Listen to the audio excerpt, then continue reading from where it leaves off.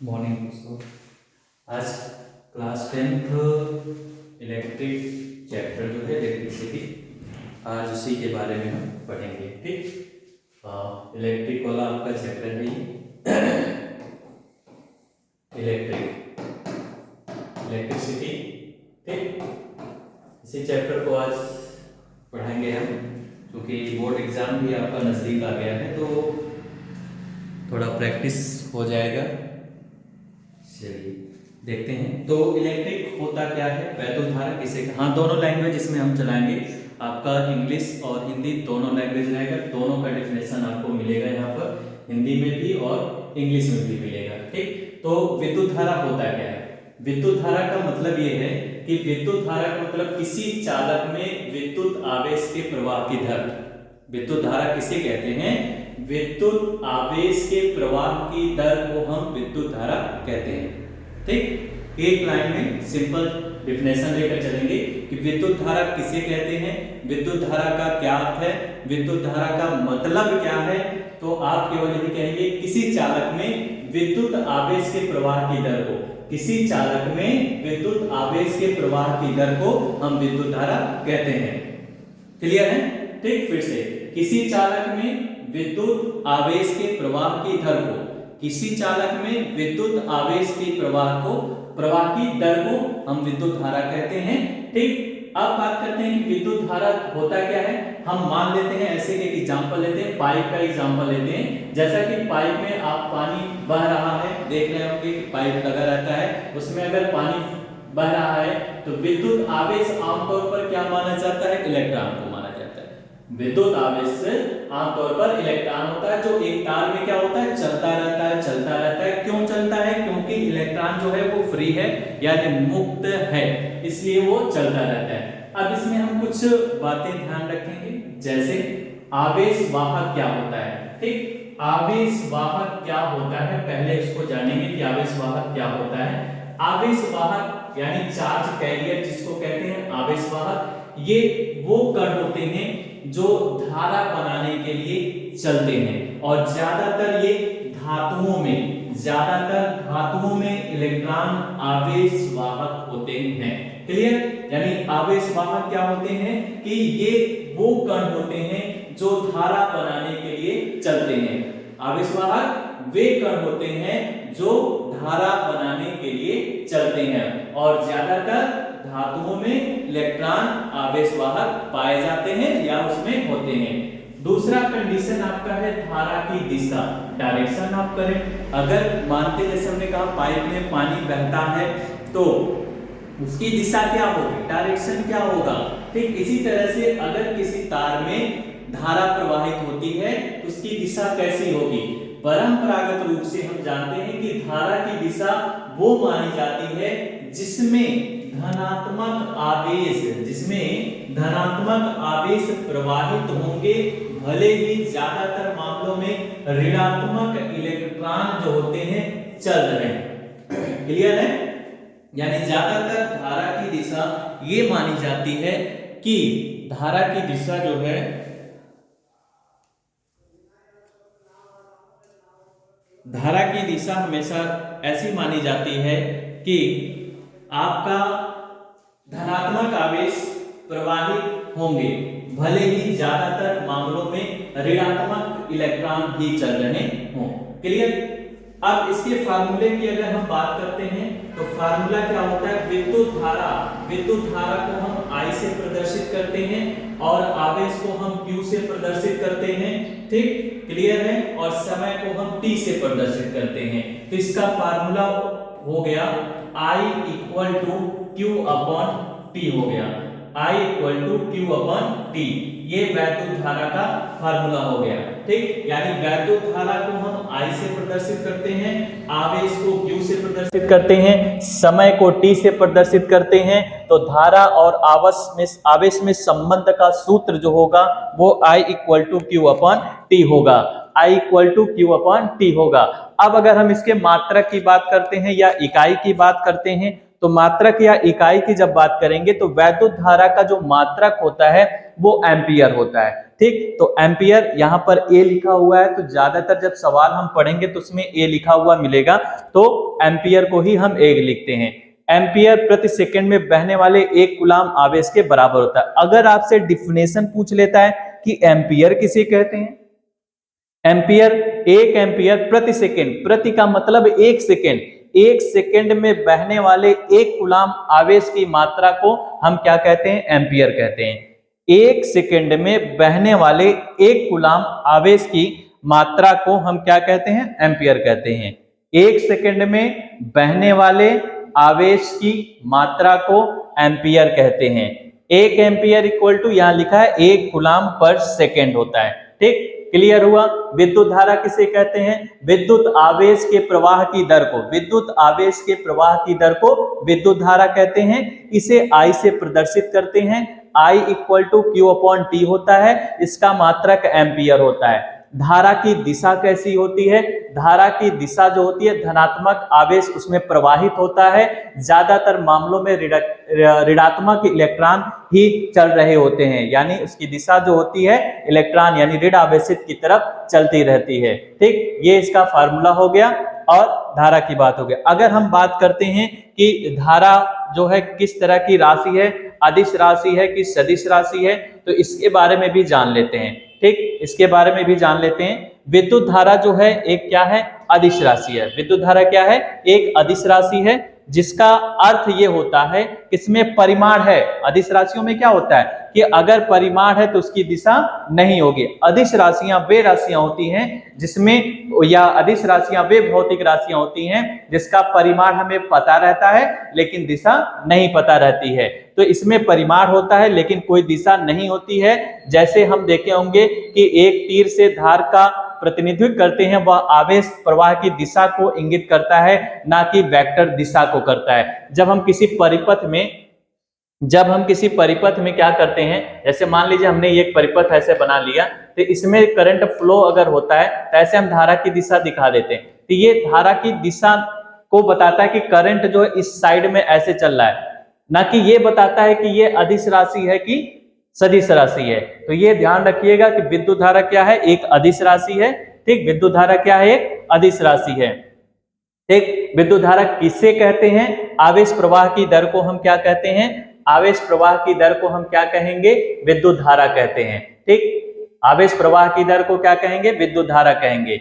ठीक, ये कैसे चलता है, ज्यादातर धातुओं में इलेक्ट्रॉन का आवेश होता है, इसकी दिशा क्या होती है, धनात्मक आवेश में प्रवाहित होती है, लेकिन ऋणात्मक इलेक्ट्रॉन ही चल रहे होते हैं। इसका फार्मूला क्या होता है, I equal to Q upon T होता है। इसका मात्रक क्या होता है, एम्पियर होता है। ठीक, क्लियर हो गया। एम्पियर किसे कहते हैं, एक एम्पियर प्रति सेकंड में बहने वाली एक कूलाम आवेश के बराबर होता है, इसलिए हम इसे क्या कहते हैं, एक एम्पियर कहते हैं। चलिए अब इंग्लिश लैंग्वेज में हम आते हैं, इलेक्ट्रिक करंट क्या होता है। ठीक, सेम वही चीजें आपकी मिल गई। इलेक्ट्रिक करंट हम किसे कहते हैं, इलेक्ट्रिक करंट किसे कहेंगे। ठीक, तो इलेक्ट्रिक करंट की अगर हम बात करते हैं, चलिए यहां पर देखते हैं इलेक्ट्रिक करंट क्या होता है। दिख रहा है सबको, दिखेगा बिल्कुल, ठीक है। चलो फ्रंट पे ला देते हैं ऐसे। हाँ अब क्या है यहाँ पर, इलेक्ट्रिक करंट, सेम वही चीजें हमने कहा कि आपको हिंदी इंग्लिश दोनों बताया जाएगा, तो हम दोनों लैंग्वेज लेकर इसमें चलेंगे। ठीक है, दोनों लैंग्वेज, बिल्कुल दोनों लैंग्वेज इसमें लेकर चलेंगे हम कि क्या होता है ये। क्लियर है, हाँ दोनों लैंग्वेज देखते रहिए।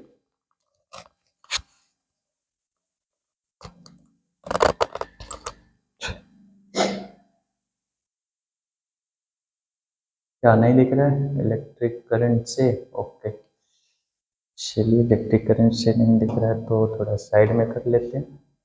अब दिखा, ठीक है। हाँ, electric current is the rate of flow, electric current क्या है, electric current is the rate of flow of electric charge.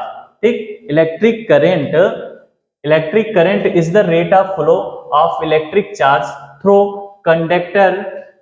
conductor, think of it like water flowing through a pipe, the electric charge usually electrons। ठीक, clear है।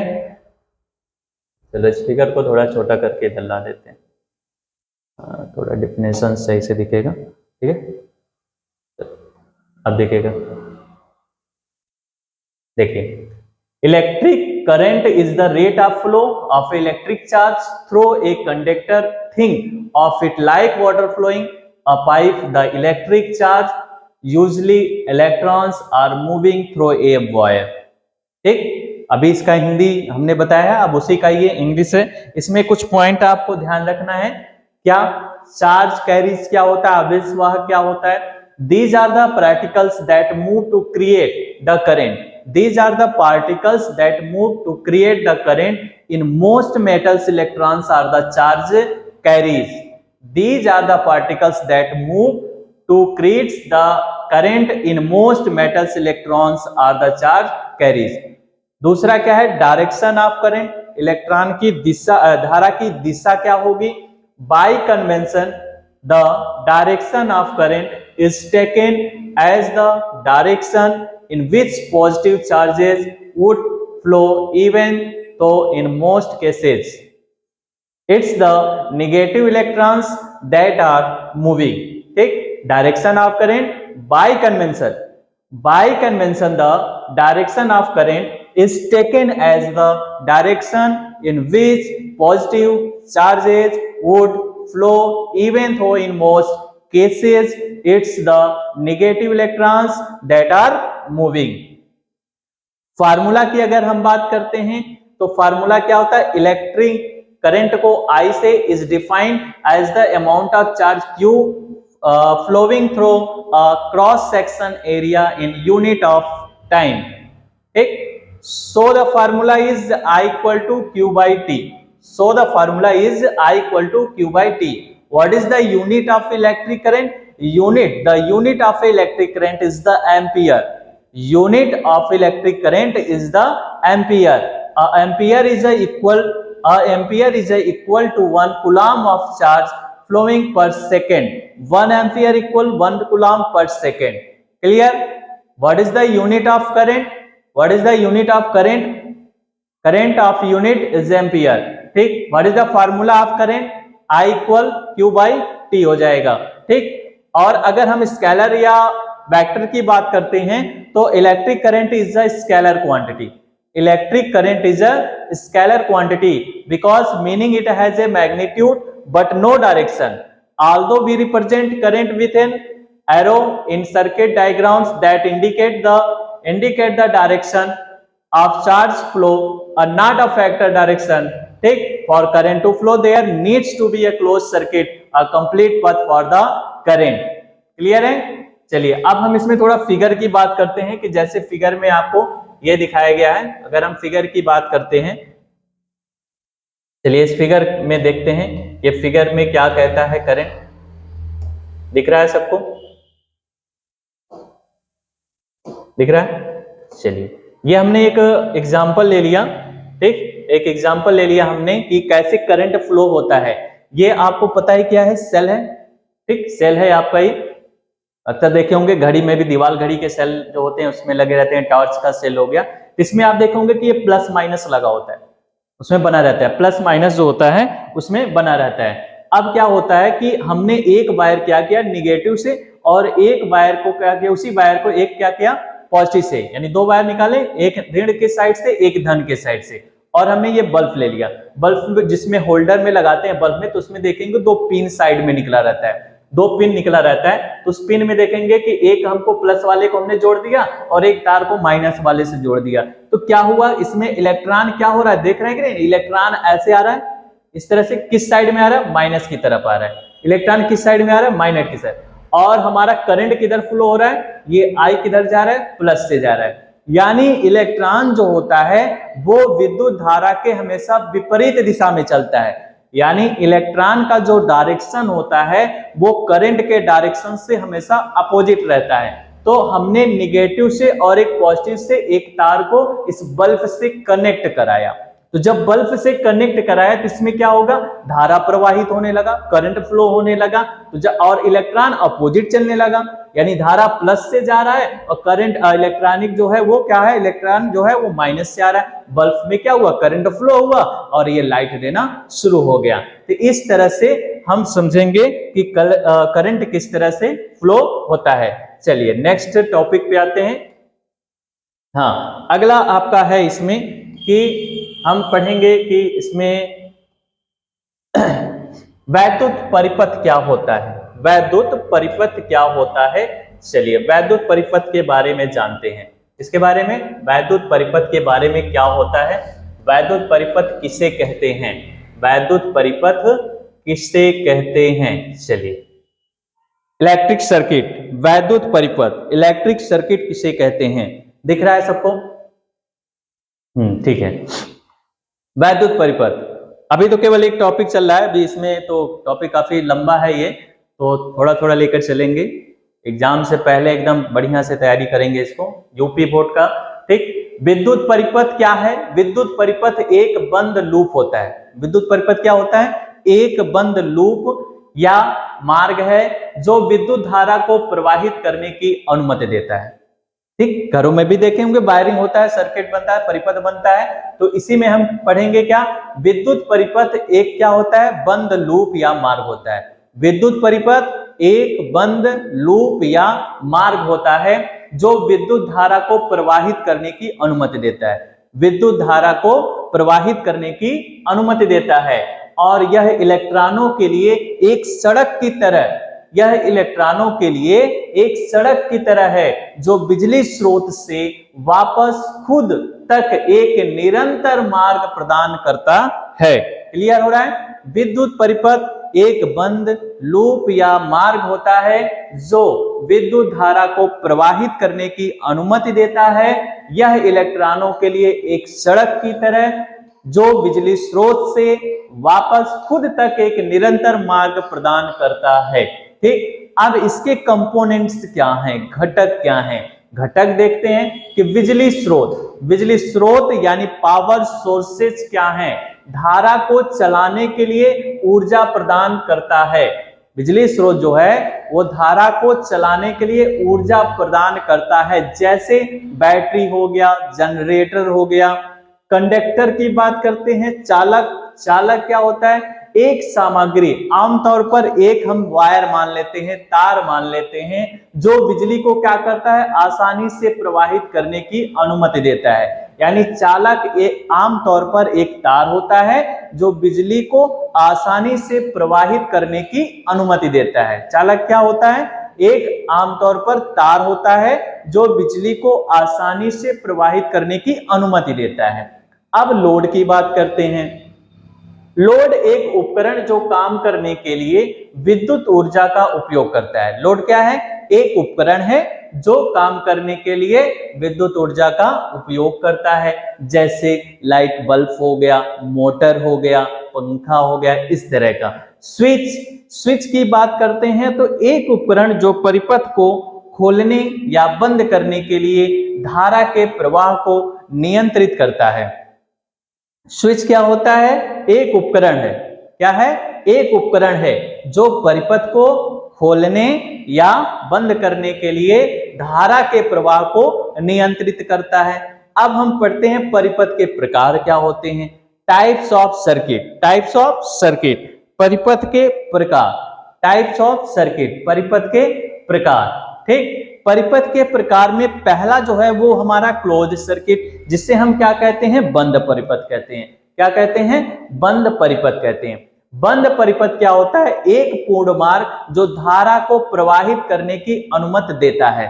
एक पूर्ण मार्ग जो धारा को प्रवाहित करने की अनुमति देता है। ठीक, उसके बाद आता है खुला परिपथ। खुला यानी ओपन सर्किट, परिपथ में एक ब्रेक के कारण एक अधूरा मार्ग जो धारा के प्रवाह को रोकता है। परिपथ में एक ब्रेक के कारण एक अधूरा मार्ग जो धारा के प्रवाह को क्या करता है? रोकता है। एकदम उल्टा चलना है। क्लोज का मतलब धारा प्रवाह हो रहा है और ओपन का मतलब धारा प्रवाह नहीं हो रहा है।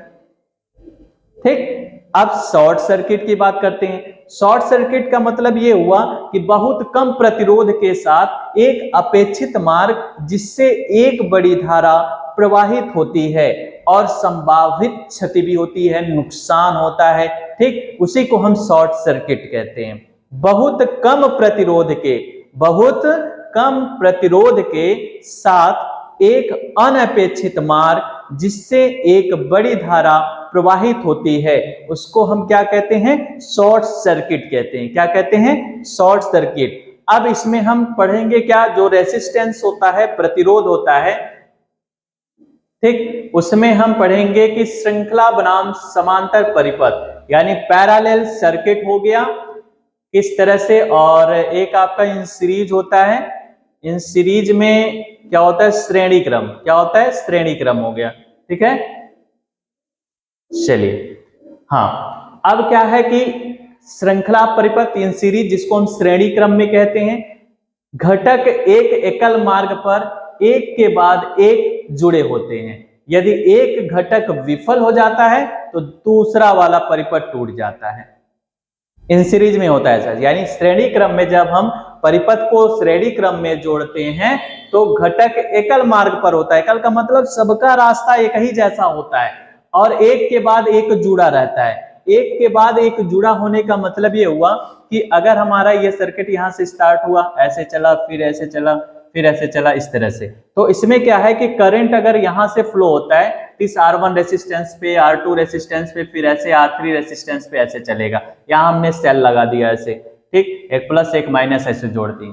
तो करंट क्या है कि अगर हमारा करंट मान लीजिए यहां तक धारा आ रही है, फिर यहां से कट हो गई, यहां से कट हो गई, ऐसे कट गया मान लीजिए। अब क्या होगा, जब करंट यहां से धारा जब कट गया, वायर यहां से क्या गया, टूट गया, कनेक्शन कट गया, तब तो धारा इधर जाएगी नहीं, कहां रह जाएगी, यहीं पर रुक जाएगी। तो वही बात इसमें कह रहा है कि घटक एकल मार्ग पर एक के बाद एक जुड़े होते हैं। यदि एक घटक विफल हो जाता है तो पूरा का पूरा परिपथ क्या होता है, टूट जाता है। समांतर वाले में क्या होता है, समांतर का क्या होता है, मान लीजिए हमने यहां पर एक सर्किट ऐसे बना दिया, ठीक, ये हमने सेल लगा दिया यहां पर, और यहां से ऐसे करंट जा रहा है। करंट ऐसे मान लीजिए तीन पार्ट में ऐसे डिवाइड हो गया, एक करंट इधर गया, फिर ऐसे आया, ठीक, यहाँ पर हमने एक करंट ऐसे लगा दिया, यहाँ से जोड़ दिया, फिर एक करंट यहाँ पर ऐसे ये हो गया, फिर यहाँ से ऐसे फ्लो कर यहाँ ज्वाइंट हो गया, ठीक। तो यहाँ पर क्या होता है, जब करंट धारा जो है यहाँ से आई निकलती है, यहाँ जाएगी, तो यहाँ पर करंट तीन भागों में बढ़ जाती है, धारा तीन भागों में बढ़ जाएगी। R1 रेसिस्टेंस में कुछ होगा, R2 में कुछ और होगा, R3 में कुछ और होगा, फिर यही करंट आकर यहीं पर मिल जाता है, फिर जुड़कर यहाँ पर ऐसे वही धारा आ जाती है, तो तीन भागों में टूट जाता है। इसमें कह रहा है घटक कई मार्गों पर जुड़े होते हैं, यदि एक घटक विफल भी हो जाता है तो अन्य मार्ग अभी भी कार्य कर सकते हैं। कहने का मतलब ये जो धारा I यहां से जा रही है तो इसमें I1 होगा, इसमें I2 होगा, इसमें I3 होगा। अब मान लीजिए यहां से करंट हमारा कनेक्शन कट गया, ये वाला तार कट गया, जब ये तार कट गया तो केवल इस वाले में करंट नहीं जाएगा ना, इसमें तो जाएगा ही, दूसरे वाले में भी जाएगा, तीसरे वाले में जाएगा, फिर यहाँ पे संयुक्त हो जाएगा, फिर वही हमारा I धारा हो जाएगा। क्लियर हुआ कि समांतर और श्रेणी क्रम में क्या हो गया, श्रेणी क्रम में अगर कनेक्शन कहीं पे कट जाता है तो पूरी सप्लाई उसकी बंद हो जाती है। समांतर क्रम में क्या होता है, कहीं एक जगह कनेक्शन कट गया तो लेकिन दूसरे तीसरे में जाता रहता है, जाता रहता है। वोल्टेज क्या होता है, विद्युत संभावित वोल्टेज, विद्युत संभावित अंतर जो धारा को चलाता है, वोल्ट में मापा जाता है। विद्युत आवेश के प्रवाह की दर एम्पियर में मापी जाती है धारा को। प्रतिरोध को हम ओम में मापते हैं। अब इसी में हम पढ़ेंगे ओम ला क्या होता है, V = IR, वोल्टेज धारा और प्रतिरोध के बीच के संबंध को ओम का नियम कहते हैं। वोल्टेज और धारा, वोल्टेज धारा और प्रतिरोध, वोल्टेज धारा और प्रतिरोध, वोल्टेज धारा और प्रतिरोध के संबंध को हम क्या कहेंगे, ओम का नियम कहेंगे। क्या कहेंगे, ओम का नियम कहेंगे। चलिए नेक्स्ट आते हैं उसी पे। अब उसी का इंग्लिश रूपांतरण हम पढ़ लेते हैं। इंग्लिश रूपांतरण यानी उसी का हम इंग्लिश में यहां पर लेके चलेंगे। दिखेगा बच्चा, ठीक है। फॉर्मूला भी आगे हम बताएंगे, फिलहाल पहले इनको पढ़ लेते हैं, ठीक। कंपोनेंट्स हो गया, हाँ, इलेक्ट्रिक सर्किट, क्या पढ़ रहे थे, इलेक्ट्रिक सर्किट पढ़ रहे थे। इलेक्ट्रिक सर्किट जिसको हम क्या कहते हैं, विद्युत धारा कहते हैं। क्या कहेंगे, विद्युत धारा, ठीक है। ए electric circuit is A close loop और पथवे, क्या है, पथवे, ठीक। हाँ एकदम इंग्लिश में ही है, बोले थे तुम्हें लोग कि इंग्लिश में, चलो। An electric an electric circuit is a closed loop or pathway that allows electric current to flow. It's like a road for electrons, providing a continuous route from a power sources back to itself. विद्युत धारा किसे कहते हैं, विद्युत परिपथ किसे कहते हैं? तो ये हमारा विद्युत परिपथ है, इलेक्ट्रिक सर्किट। क्या होता है? What is the electric circuit? What is the electric circuit या explain to electric circuit? Electric circuit is a closed loop. Electric circuit is a closed loop और pathway. Electric circuit is a closed loop or pathway that allows electric current to flow. It's like a road for electrons, providing a continuous route from a power source back to itself. ठीक? An electric circuit is a closed loop or pathway that allows electric current to flow. It's like a road for electrons, providing a continuous route from a power source back to itself. Components. What is the components of electric circuit? Components: power sources provides the energy to drive the current. Power source provides the energy to drive the current. Example: battery, generator. Conductor: a material, usually a wire. A material, usually a wire, that allows electricity to flow easily. Load: a device that use electrical energy to do work. Example: light bulb, motor. Switch: a device to open or close.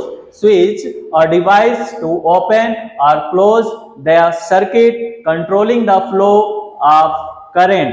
Types of circuit: closed circuit, open circuit. Closed circuit: a complete path allowing a current to flow. Closed circuit: a complete path allowing current to flow.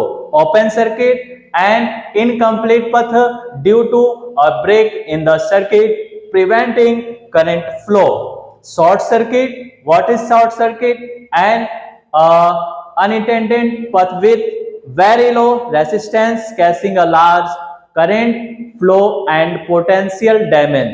Series and parallel circuit. In series circuit components. Components are connected one after another along a single path. If one component fails, the entire circuit breaks. Parallel circuit: components are connected along multiple paths. If one component fails, the other path can still function. Parallel circuit: components are connected along multiple paths. If one component fails, the other path can still function. Key concept: voltage, the electric potential difference that drive the current, measured in volt. Current, the rate of a flow of electric charge, measured in amperes. Resistance, the opposition to the flow of current, measured in ohms. What is Ohm's law? The relation between voltage, current and resistance. The relation between voltage, current and resistance is defined by Ohm's law. V equal to IR. V equal to IR. There's a figure. This figure, circuit diagram. This figure, circuit diagrams. Okay. Circuit diagrams. देखिए ये questions NCERT patterns. Name a device that help to mention a potential difference across a conductor. What is meant by saying that the potential difference between the point of 1 volt, how much energy is given is a coulombs to of a charge passing through a 6 volt batteries. Clear? तो यहाँ पर हम ये देखेंगे, ये जैसे कुछ diagram बना हुआ है, तो इस डायग्राम में आपको समझना है, जब हम कोई सवाल पढ़ेंगे तो इस तरह के डायग्राम बने रहते हैं, इससे मुझे पहचानना पड़ेगा कि क्या होता है. ठीक, तो जैसे देखिए एन इलेक्ट्रिक सेल, जब फिगर आपको बना हुआ मिलेगा, इलेक्ट्रिक सेल का ये पहचान होता है. ठीक, यानी क्या किया है यहाँ पर, ऐसे इस तरह से बनाया हुआ है, ये हमारा पॉजिटिव और ये नेगेटिव, यानी ये सेल का शेप है, यह सेल इस तरह से आपको बना हुआ दिखता है तो समझ जाइएगा वो इलेक्ट्रिक सेल यानी विद्युत सेल की बात कर रहा है। ए बैटरी और a combination of a cell, यानी जब किसी हम बैटरी को किसी सेल से जोड़ते हैं तो इस तरह से फिगर आपको मिलेगा, ठीक। और कर रहा है प्लग की आर ए स्विच ओपन, ऐसे अगर बना हुआ है तो समझ जाइए स्विच ओपन है, ठीक, स्विच खुला हुआ है। प्लग के यार स्विच क्लोज, अगर यहाँ पर बीच में कीज में ऐसे बना हुआ है यानी इस तरह से करके, ठीक, अब बीच में ऐसे बिंदी बना दिया है तो समझ जाइए वो क्लोज है। ए वायर जॉइंट, इस तरह से तार को देखे होंगे घरों में जब वायर करते हैं पाइप के बीच पाइप को ज्वाइंट करते हैं और इसमें जो है तार जोड़ा जाता है। टी मॉडल, एल मॉडल, इस तरह से रहता है। वायर क्रॉसिंग विदाउट ज्वाइनिंग, यहाँ पर क्या होता है कि वायर को जो है क्रॉस किया जा रहा है बिना जोड़े हुए, यानी इसको काट कर जोड़ा नहीं जाता है, ऐसे ही आपको क्या करते हैं जोड़ दिया जाता है, ठीक, क्लियर हुआ।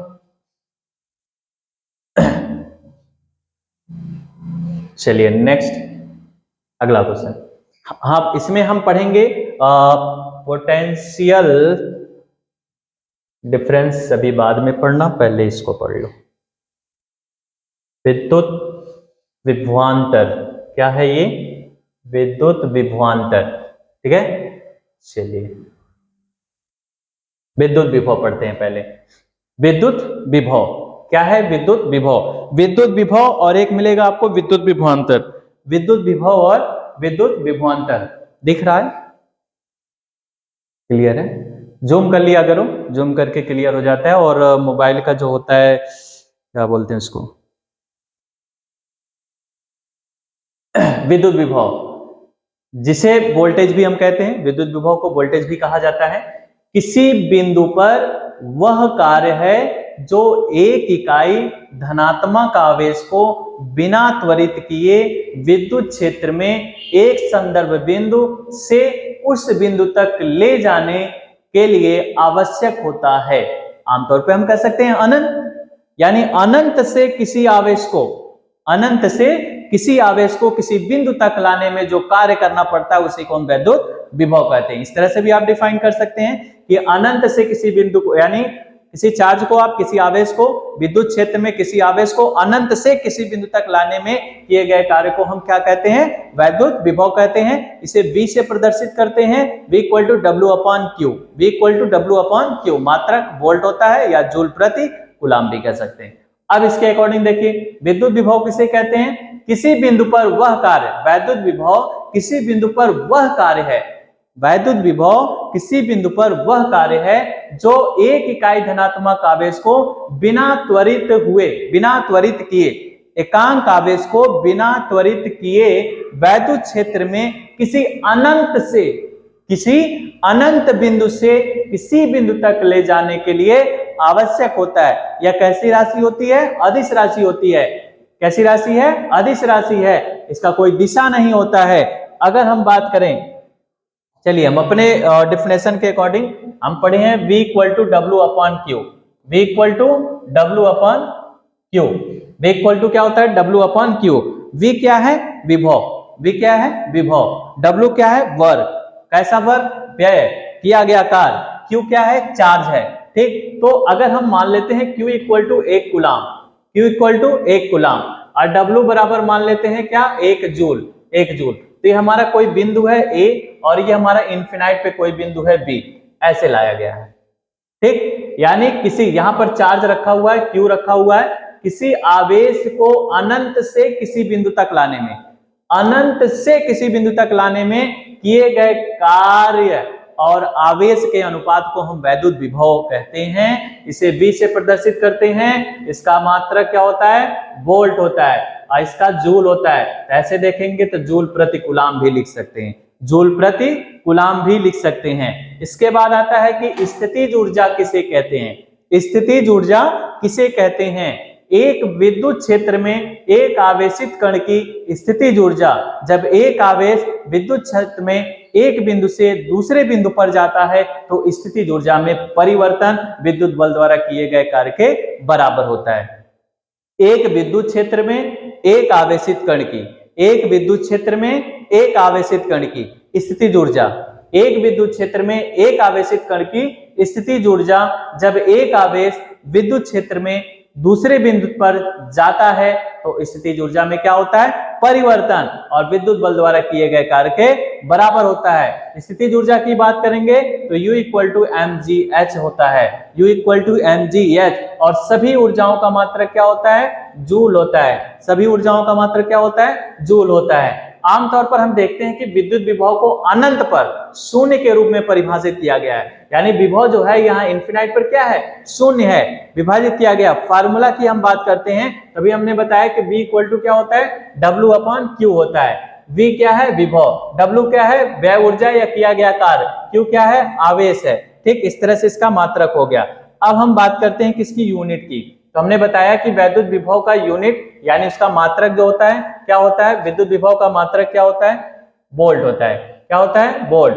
वोल्ट भी लिख सकते हैं, जूल प्रति कूलाम के बराबर होता है, यानी 1 जूल प्रति कूलाम जो होता है वो 1 वोल्ट के बराबर होता है। विद्युत विभव कैसी राशि है, अदिश राशि है। वैद्युत विभव कैसी राशि है, अदिश राशि है। दो बिंदुओं के बीच विभव अंतर ही आवेशों की गति करने के कारण होता है, जिसे यदि कोई बंद पथ हो तो उसे विद्युत धारा उत्पन्न होती है। ठीक, तो ये इसका मात्रक हो गया। अब हम पढ़ेंगे विद्युत विभव समविभव। समविभव क्या है, समविभव या इक्वा पोटेंशियल सरफेस। समविभव सतहें क्या होती हैं, वे सतहें जहां विद्युत विभव स्थिर होता है, यानी हर बिंदु पर विभव अगर समान हो तो उसे हम समविभव कहते हैं। सीधे सीधे समझो, यदि प्रत्येक बिंदु पर विभव क्या है, समान है, तो उसे हम क्या कहेंगे, समविभव कहेंगे। ठीक, चलिए अब इंग्लिश लैंग्वेज में देखते हैं। जैसे यहां देखिए पोटेंशियल डिफरेंस का हमने एक एग्जांपल लिया है, पोटेंशियल डिफरेंस, इसका पोटेंशियल डिफरेंस का एग्जांपल ले लिया यहां पर हमने। चलिए पोटेंशियल डिफरेंस, इसको थोड़ा छोटा कर दें। चलिए इसको साइड में लगा दे रहे हैं, इसको भी हटाइए तो।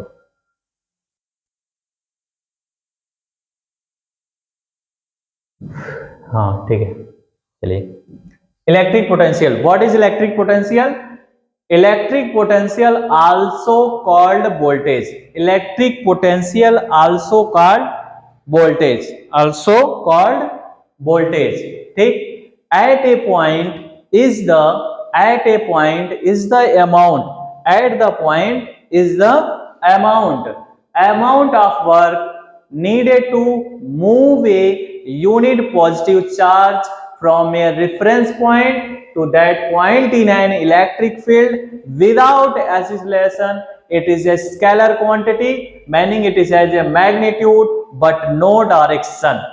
Electric potential energy, the potential energy of a charge particle in an electric field when a charge moves from one point to another in an electric field. The change in potential energy is equal to the work done by the electric force. 1 volt is equal to 1 joule per coulomb.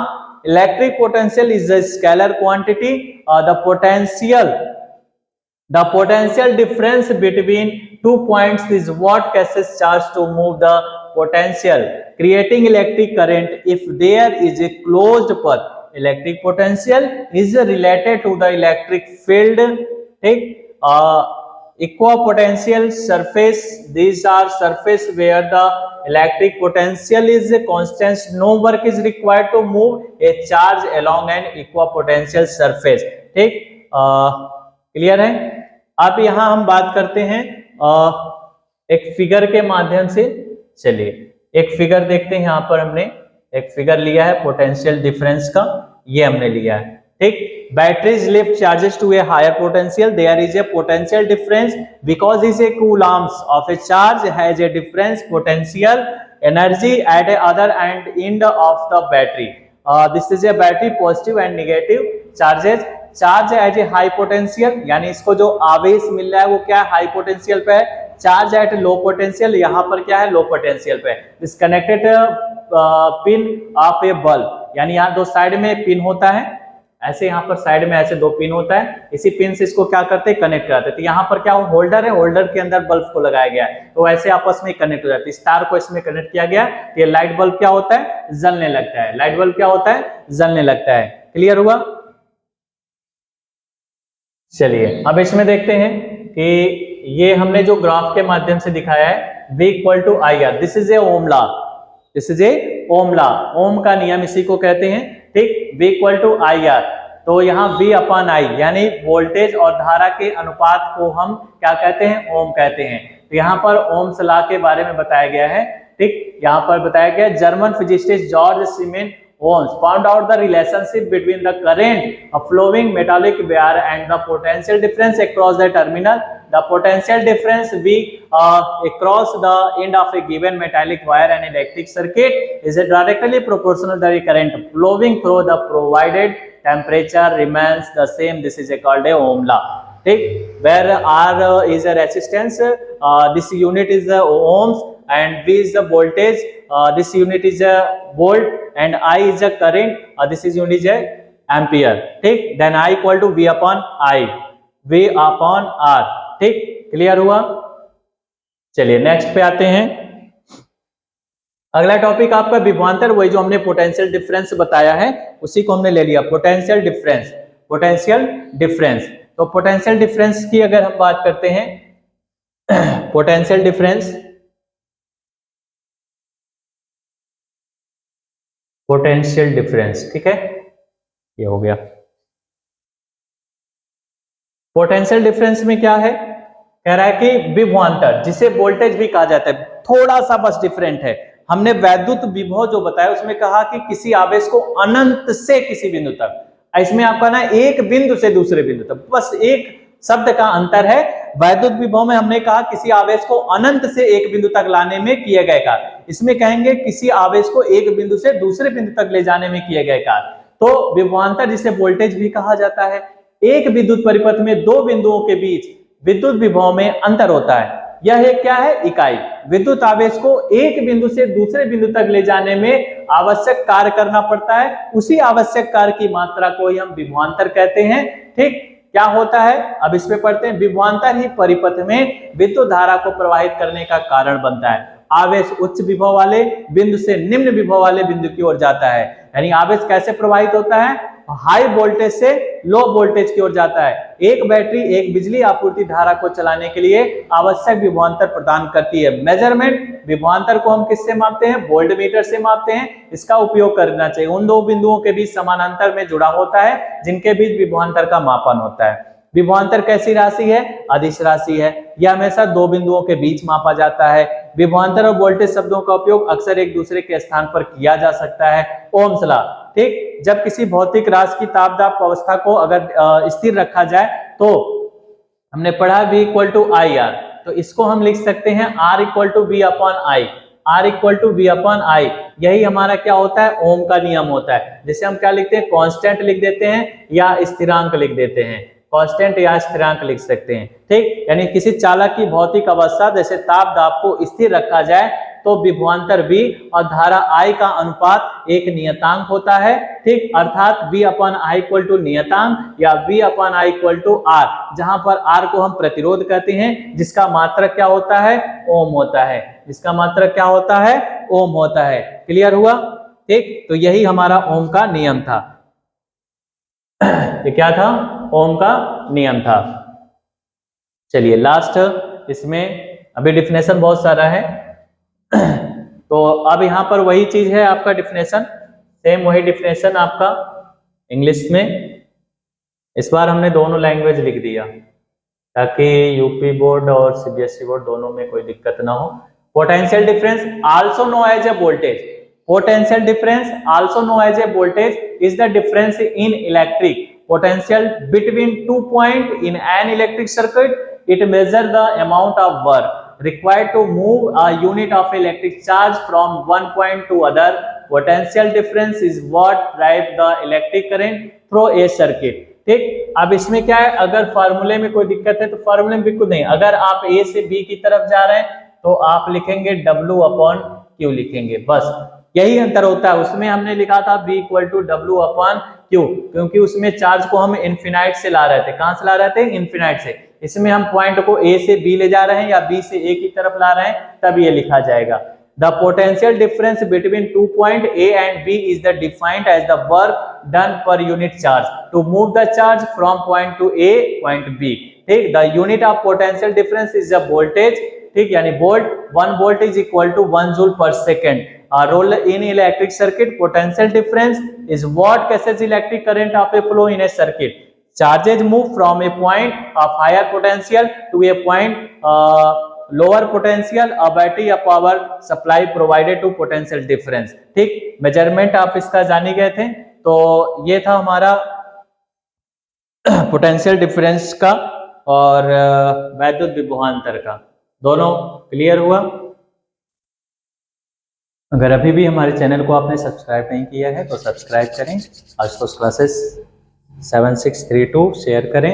और अगला topic इसी में आपको अब हम पढ़ेंगे जो बचा हुआ है आपका, तो ओम लॉ हो गया, पोटेंशियल डिफरेंस हो गया, ठीक, इलेक्ट्रिक सर्किट, इलेक्ट्रिक हो गया, पोटेंशियल हो गया, एनर्जी हो गया। इसी में अभी आपके फ्यूज हैं, ठीक, इलेक्ट्रिक बल्ब है, हीटर है, ये सभी चीज़ें इसके सेकंड पार्ट में आपको पढ़ाया जाएगा। बोर्ड एग्जाम चलने वाला है आपका फरवरी में, तो कोशिश ये रहे कि ज़्यादा से ज़्यादा आप एनसीईआरटी सिलेबस को फोकस करें, चाहे वो मैथ हो या साइंस हो। और अगर कोशिश करिए तो अनसाल्व ले लीजिए, अनसाल्व प्रैक्टिस करिए, ठीक। कम से कम आप 14 सेट अगर कंप्लीट कर लेते हैं तब भी आपका जो है 90+ नंबर आ सकता है, ठीक। धन्यवाद।